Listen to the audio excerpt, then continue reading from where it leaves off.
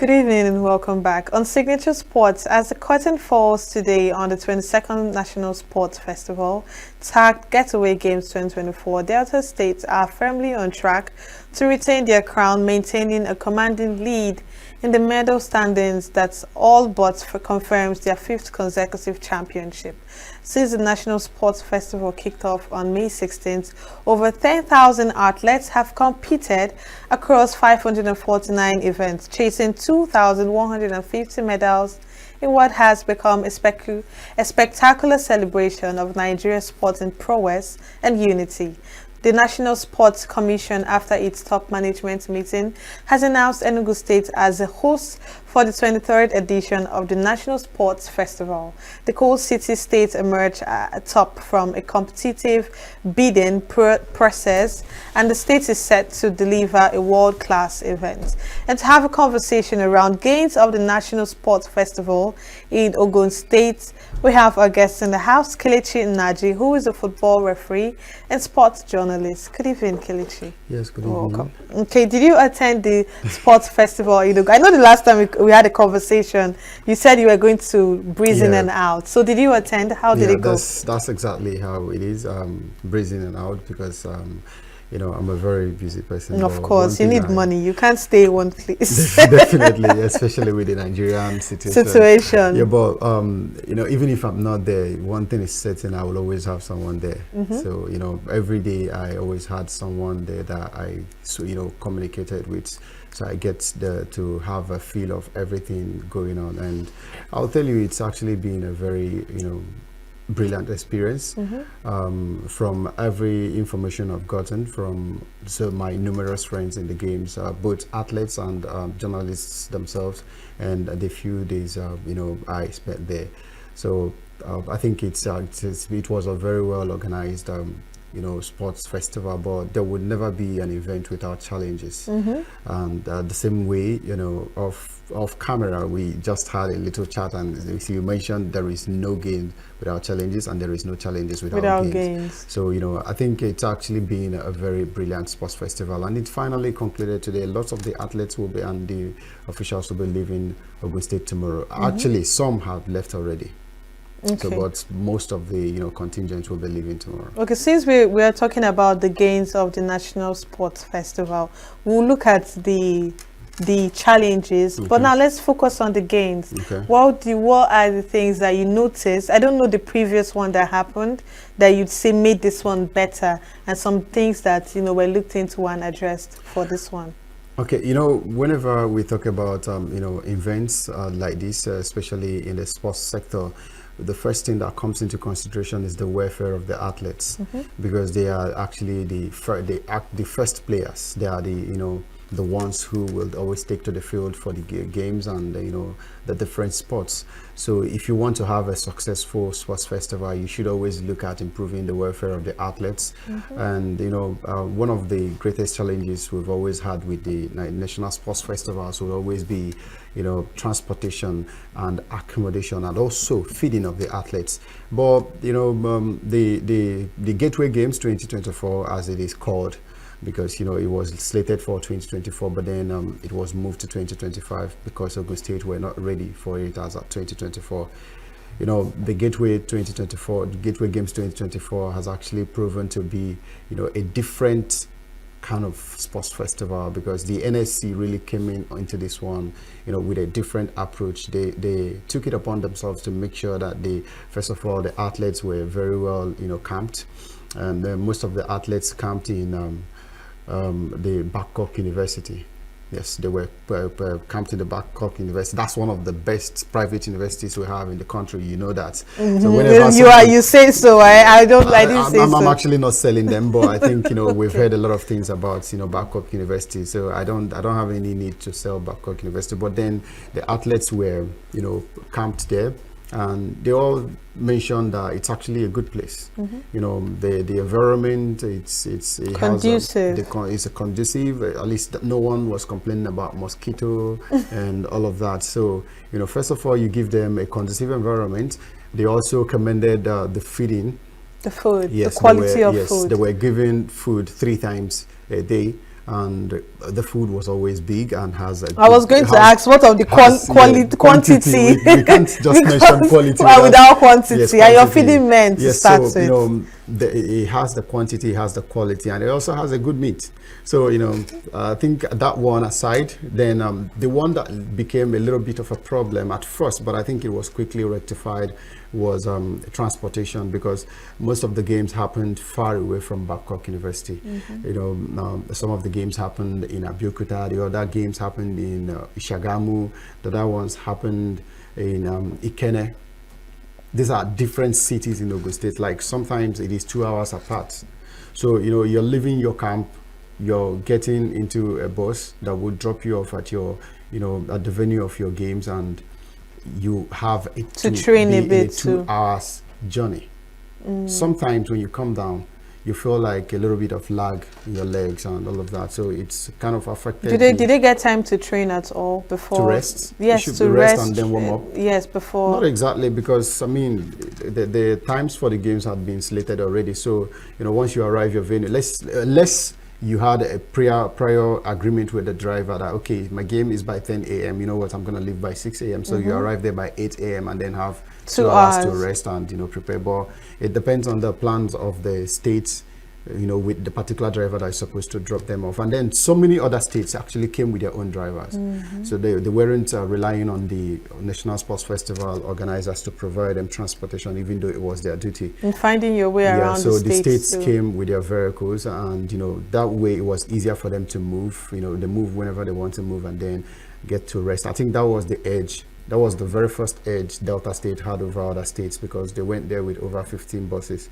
And Delta State went with more than 800 athletes, and it is no surprise that they won the games.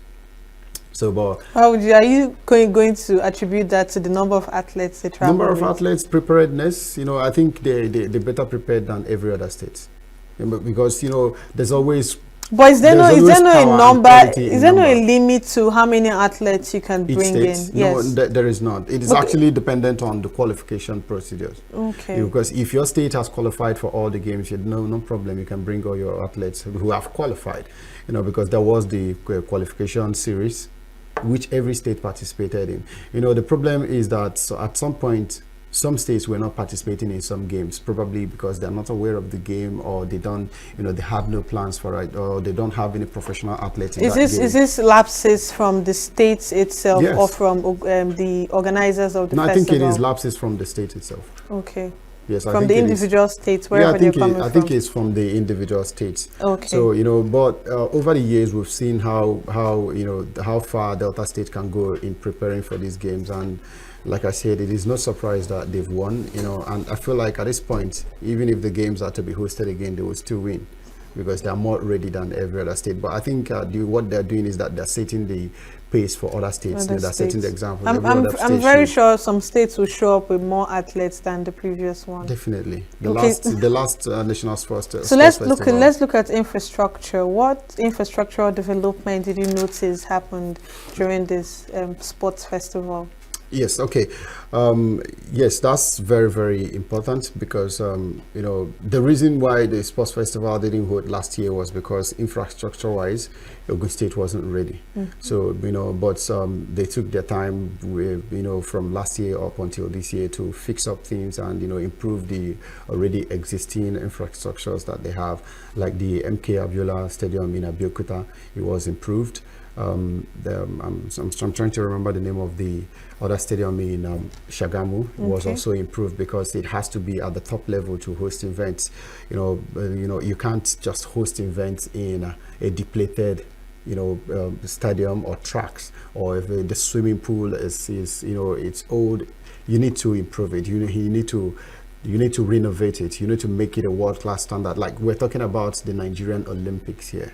At this point in the Nigerian sphere, the only games that is bigger than the National Sports Festival is the Olympics. So we call it our own Olympics. This is actually the place we discover our athletes.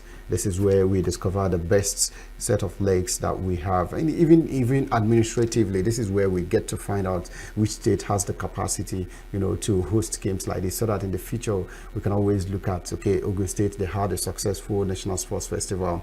Let's say if Enugu fails to come up to reach the level of expectations by the time they're supposed to host next year, you can easily switch the phones and say, okay, Ogun, are you ready? We're coming back, and then we all go to Ogun. We've seen that happen in the world stages. We've seen it happen in the African stages before, where states or countries who are meant to host games are not ready, and then we go to the next stage. But I believe Enugu will be ready by next year. I think I'm almost certain about that. But looking at the infrastructural development in Ogun State, I think it's actually commendable because especially the MK Abiola Stadium. It's actually top. Commendable. And then, the Commissioner for Youth and Sports in Enugu State, Barrister Lloyd Ike Ekweremadu Jr., who was at the opening ceremony of the Gateway Games and also at the closing ceremony, had promised that Enugu would definitely, take a template from what Ogun State has done and, make sure they improve all the facilities needed for the Coal City Games 2025. It will be hosted in 2026, but it is the 23rd edition of the National Sports Festival. And he has already promised that the Ogun Games Village will be improved. It's actually one of the richest sporting facilities. In Enugu State, yes, Ogun. It's located in Ogun. We'll go into that aspect, because Enugu is next to host. Yes. We're going to highlight things that we expect from Enugu State. Let's look at expenditure, the financial aspect of this. Was the money, allocated, properly spent? And was there any clear check and balances, accountabilities to these expenditures? Okay, I think for in that regard, we'll be looking at different states. How prepared they were coming into the National Sports Festival. No, I'm even talking about Ogun State. The money that was allocated for this. It was very well utilized. I think I don't know. I don't know how. Or they don't get to vet things like that. Allocated to them, but I would say Ogun State has actually done a magnificent job, especially in making sure that everyone who came to Ogun State was comfortable. The accommodation, the transportation system, and the facilities. Okay. I think everything was top notch. So if they are answerable to anyone, it has to be the NSC, that's the National Sports Commission. And but I think the only place Ogun State had failed when it comes to accountability is the place where they had promised to remunerate their athletes, and then it seemed like they had failed on that regard up until yesterday, which led to a protest.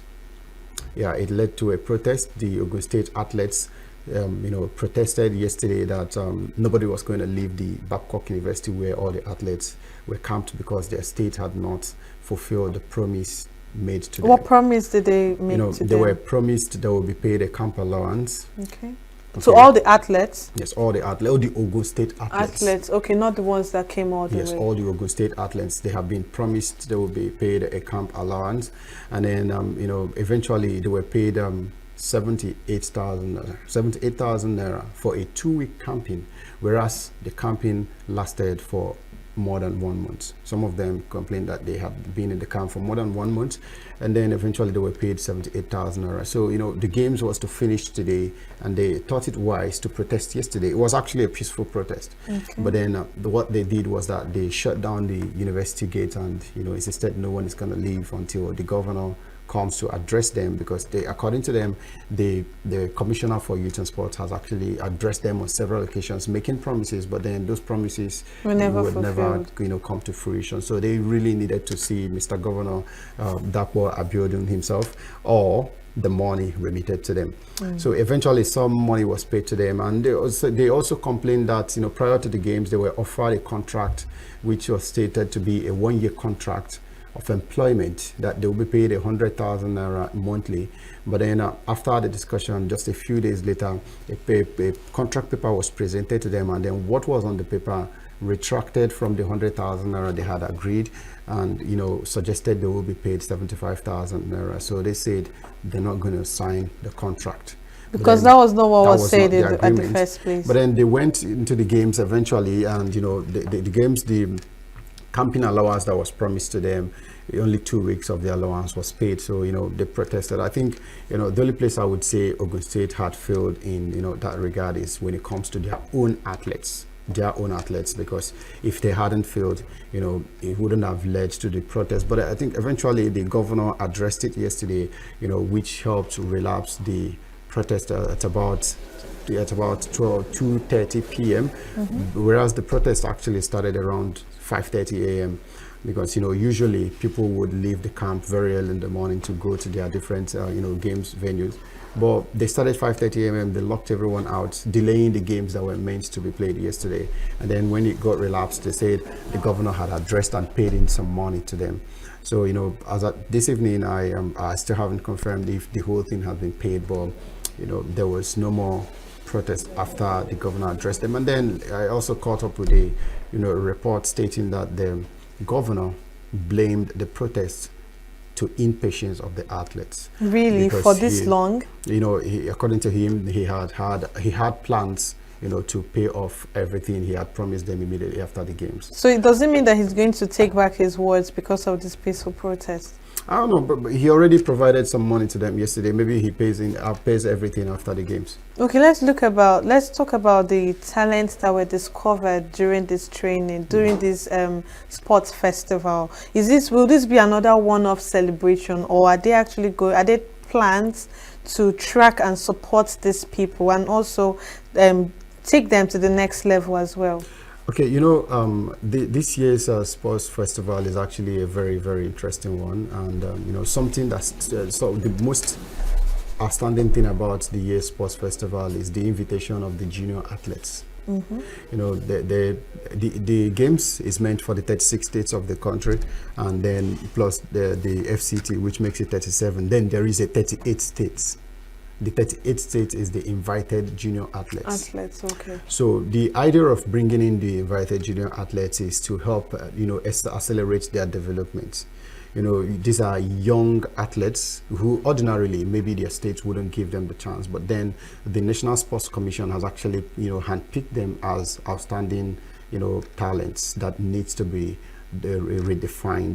They need to be put through the ropes of the learning process. But then the best way to make them learn and accelerate their development is to put them through the game, so where they have to compete against the top athletes. And they actually gave a good account of themselves, because on the log they finished 16th. Okay, rather they were 16th as at yesterday. I don't know if they got more medals to go up or even go down, but at least they are ahead of Enugu and so many other states. The invited junior athletes.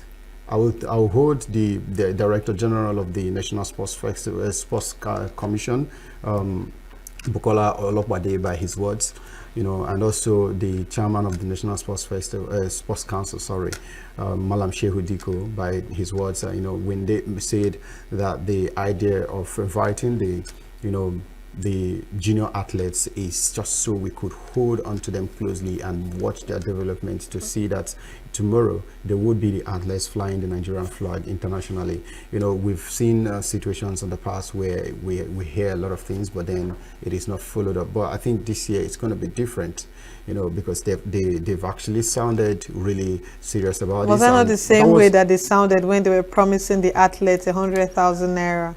I would put it this way. The promise came from politicians. This one is coming from sports administrators. So let's try and let's give them the benefit of doubt. I'm not so much a believer of political promises, but I know when it is an administrative promise from a sports person, I'll call it an act of sports. Okay. So, do you think, or rather, is it being made known how much this festival must have generated for Ogun State? Maybe an estimated amount, not accurately. I think we will have to wait for some days after the Okay, festival before they can before we put can, things like that. get Okay, let's look something, at economic and tourism impact. How has this impacted? In what ways has this National Sports Festival boosted the local economy of Ogun State? Okay, definitely. I always knew that question would come up because I have actually taken my time to look at the economic impact on the state. First of all, I started by mentioning that the very first challenge athletes had in the games was transportation, and I also mentioned that in fact, the states provided transportation for each state. Now let's look at the motor, the vehicles that were provided. These are people from Ogun State. They were employed. Even if they had no job prior to the games, they were employed for the games. And I know they were definitely paid. The transport companies that were used, definitely they were paid. The university where the athletes were camped, they were paid. So, then the food that was, being given to the athletes and the officials 3 times every day, they were paid. People were paid to cook. People were paid to cook that. And one thing I am very certain about is that at least for the 2 weeks of the games, all these guys had a very consistent inflow of income, because there definitely must have been a prior agreement before the games where that every day, or maybe you were paid up front, whatever the agreement may be, you just know that there is an inflow of money, either from the states, the visiting states, or from the hosting state, or from the NSC, whoever it is. So individually, the Ogun State people have been touched. Businesses around the cities where the games were hosted have been touched. And that's how it helps the states, especially from the individual perspectives, to grow. And then the state's government itself definitely got some money from the Sports Commission and the National Sports Festival organizing committee. You cannot just be a host state and then you don't get anything to prepare for it. Yes, you're given money to prepare for it. So in general, I think economically it is very beneficial for the state, especially for Ogun State, who has just concluded their games. And then we look at the tourism. A lot of people might have never had the opportunity to go to Ogun State. There are some beautiful things, like the Olumo Rock in Ogun State as well. Yes. Like some of the athletes were eliminated very early. So they had time to go around. Depending on the plans of the states. Okay. If the states can have the plans of taking their athletes around, take them around. Some of the athletes, some of the a lot of people who went there had never been to Lagos State.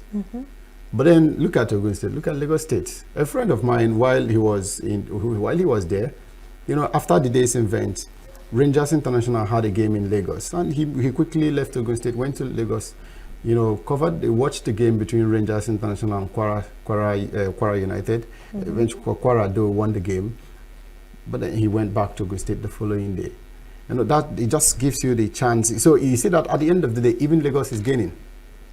Even like it's not just about Ogun State. Ogun State. So the nearby states are also gaining. So you cannot tell me that when he was in Lagos he didn't buy anything. He did. He also paid for hotel bills and the rest. Of that. So somehow Lagos has gained, and this is just one person we're talking about. Do you know how many other people who that came as spectators? Yes, so and I think generally it's actually a very economical advantage for Ogun State and other states that are around Ogun. And the tourism part, it's top notch because it's an opportunity most of them wouldn't. How do you think this can be leveraged for long-term tourism growth in Ogun State and other states as well, come other festivals?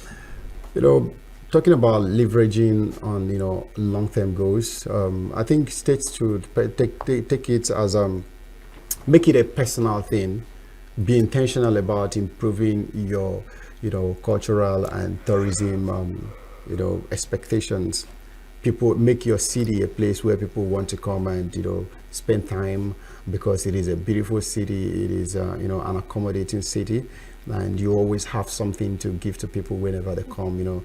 I think going forward, the National Sports Festival has always offered the opportunity to the athletes to move to different cities and experience the culture, experience the life over there. And you really want people to always look at you when they think about places to go to and rest and just have a good life. So I think every state should always look at bidding to host the National Sports Festival, because at least if not for anything, it gives you that pride that the entire Nigeria is coming to your state. That's it, that the entire nation is coming to your state, and it's your state, and it's something you should be proud of. It's something people should actually be vying to host.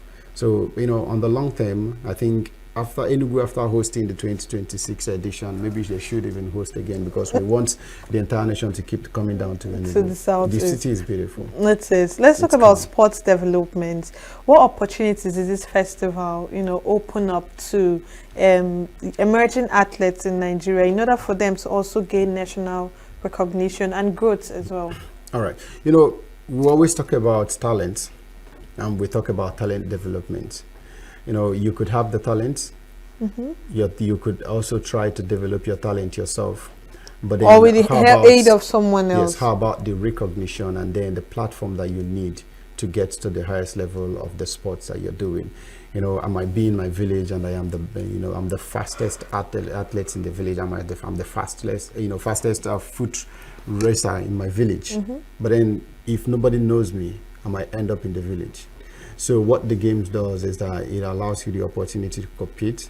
Maybe they even know me in my local government, but maybe they know me in my state. But if I'm not competing at the national level, I might never leave the shores of the nation. So, but when you come to compete and then everyone sees that, okay, you are actually, a top talent, then the nation picks you up. The NSC, that's why they're always there. National Sports Commission, they pick you up and they take you up, and before you know it, you go international. And one thing about athletics is that most athletes, once they have hit their breakthrough, they hardly stay in the country. They hardly stay in the country once you are a top class athlete. And athletics is not like football, where if you have represented a country, you can no longer represent another country. You can actually switch countries.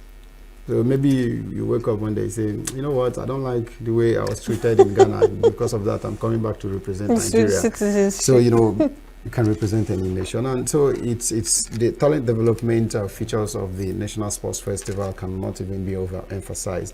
It is something that we should take seriously, because, I'll take it back to the invitation of the junior athletes, because it actually helped a lot. I feel like it is in fact, it is the best thing that happened to the sports festival this year, because what we get there is that we have young athletes who are ready to compete, and they have been exposed to the highest level of competition.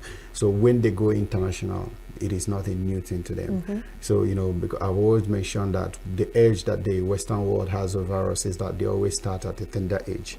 So if we can't start early, if we can't start, putting them through the competitions at a very tender age, which we're already trying to do. But I also want a situation where we have the, we can call it the junior sports festival, something, when we know that we are doing the underage kind of sports festival. What we're doing in that sphere is that we're exposing them to all the games, but then this time they are competing with their mates. So, but that way it is a gradual growth they are getting, and then when they get to the level where they have to be at a pro level, they would know that, okay, this time around we are competing, with the rest of the world. But I think, looking at the National Sports Festival, it is a gradual process. First of all, they've been invited to the normal National Sports Festival. Maybe in the future, just maybe, they might be watching us right now, just maybe they would introduce the Junior Sports Festival. Okay, so now that the festival is over, how will the sports facilities be maintained, or will it just become an abandoned white elephant as always? One of the biggest problems Nigerian sporting system has always had is the lack of maintenance culture. And when I say maintenance, I don't mean lock it up. The worst thing you can do when you want to maintain a facility is to Let's lock it up. You think you're saving it, you are actually not saving it. So, you know, it has to be used, it has to be put in use. But then whose job is it to make sure it doesn't get dilapidated? You know, there should be constant checkups to see if, you know, the facilities are still up to the standard.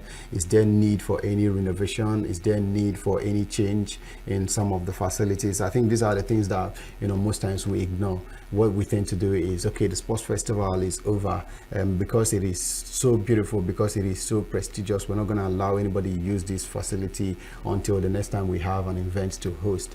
What you get is that maybe you might not host another event until the next 5 to 10 years. And you just lock it up. Yeah, when you return, you realize that they've all... And you have to spend extra money to, you know, grease the... So, but when you're using it constantly, you realize that, okay, if something is getting spoiled, you would notice it immediately and work you on fix it immediately. So, you know, I think that is one thing that has actually helped the Godswill Akpabio Stadium in Akwa Ibom, which has made it become the only stadium in Nigeria that is fit enough to host international football. You know, and it's actually sad that as big as Nigeria is, we only have one stadium in the country that can host international football. But I think what has really worked for the Akwa Ibom state government is that that stadium is always in use. It is constantly in use. And then when you're using it, you know when things are getting spoiled, you know. And then, okay, when you notice things are getting spoiled, you fix them immediately. But when you lock it up, it gets messed up. You know, some years back, the Nnamdi Azikiwe Stadium was locked up for about 2.5 years, and you know, the announcement was that it was going under renovation.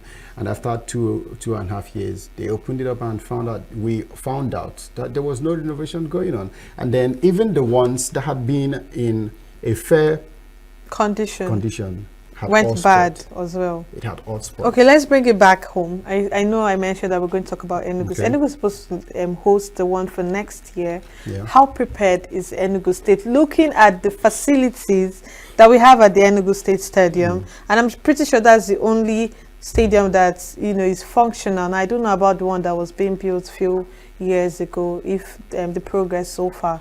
Okay, first of all, the Nnamdi Azikiwe Stadium, it's not the only place that is going to host games in Enugu, because the National Sports Festival, you know, encompasses a lot of sports. Not just football. Yes, and the Nnamdi Azikiwe Stadium cannot contain all the sports. In fact, there's even a high chance that the Nnamdi Azikiwe Stadium might not even, you know, host the football tournament. Oh, really? Might. Might. Okay, might. But Because why in do you say so? 2022, when I was in, you know, I was in the I think that was the 20th edition of the National Sports Festival. That was Asaba 2022. The Stephen Keshi Stadium in Asaba, which was one time a national stadium, the Nigeria International Stadium, was never used for football. It was used for other games like javelin, shot put, you know, long jump and all of that. There are so many games to be done, and you know, you'll be looking for a very befitting place to do that. And at the end of the day, you might have just find out that the best place to do it is in that stadium. So, and you know that it is the center of the events. So many other events will be hosted there. So playing football there might actually be a distraction. I'm not saying Enugu is going to apply that same route, but if they do not use Nnamdi Azikiwe Stadium for football, I might not be surprised, you know, coming from experience. So, but what it does is that Enugu State is actually, you know, blessed a little bit with so many other playing surfaces. There are so many other places you can play football, you know. I don't want to start mentioning names because, you know, the state government hasn't come out to say we're going to play football here. So but from the information they've given out, some games will happen in Nsukka, some games will happen in Ogun. You know, and the Commissioner for Youth and Sports yesterday in his speech at the closing Which ceremony. part of Ogun, to be precise? Is the it village? Where we have the NYC rotation the camp? Ogun Games Village. Okay. The Ogun Games Village. You know, it's It has a lot of sporting Really? facilities Is there. that but big? Yes, it has a lot of sporting facilities there, but it hasn't actually been put into use for a very long time. So the state, according to the commissioner, has already started inspection on the camp, and very soon the renovation will begin. They want to renovate the entire place and make sure it is up to standard for the games. But he mentioned that the Ogun Games Village will be used very well. Some other games will happen in Nsukka, in the University of Nigeria, Nsukka, where we have a lot of sporting facilities. Some of them haven't been used for so many years. So, but I didn't know. Is it not open to the students there? The students can still be using them now, but definitely when the games come, the students will have to, No, you had mentioned that has not been in use for a period of time. So most of these games, the students do not even know anything about them. Okay, that's true. Yeah, so the normal Nigerian society, there are some games that you hardly see people do. You hardly see people do squash. You hardly see people do squash. You hardly see people throw javelin or shot put. It's only a few people who, and then most times when you see people doing it, that they've gone professional with it. So these are the kind of games. And also cricket. Cricket is not such a popular game in Nigeria, but I think there's a cricket field in Nsukka. There's a cricket pitch in the University of Nigeria in Nsukka. Also the swimming pool, wherever it is going to be. We also have the Enugu State Sports Club. There are tennis courts there. There are basketball courts there. Some of the games. What do they call it? The golf course as well. Yes, the Enugu State golf course. Yes, so it could host golf. There's also the sports council. Lots of places where games can go on. What the sports festival does is that it doesn't put all the games in one place. Even at the almighty Olympic Games, they don't put all the games in one city. Okay. Yes, they spread it across the city because it's a lot of games to contain at the same time. So you can't put them all in one city. I mean, you look at, there is no way to put golf from a golf course to the stadium. You can't do that. So a golf course is even bigger than a stadium. It is, so, honestly. So there is no putting it one place. But I think generally, the commissioner, speaking on behalf of the governor, has promised that Enugu is going to give a scintillating, sports festival come 2026. So and he has also promised that there will be an easy access to the game venues and also the camp. They would work really hard to make sure they provide adequate transportation for the athletes and the officials for them to, always be at their games. And on time as well. On time. That was a challenge that we had with Ogun State. But Ogun State, I want to ask, do they have like traffic congestions on the road or what? I don't think traffic wasn't really a problem. Okay. So it's just been timely. Yes, it was being timely because the venues of the event were far from each other. You might have like 3 different contingents going for 3 different games, and maybe one bus to drop them off. And go to the other place. So before you drop the other contingents to get then trying to get the others to their venue, you find out that they're almost. So you're advising that Enugu State should look out for things like this as well. Okay, our time is fast spent.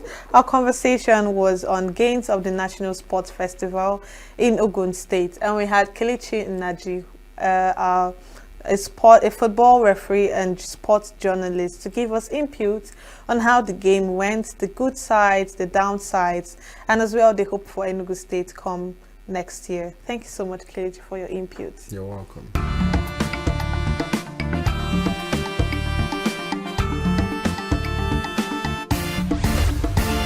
Signature TV, news in your pocket.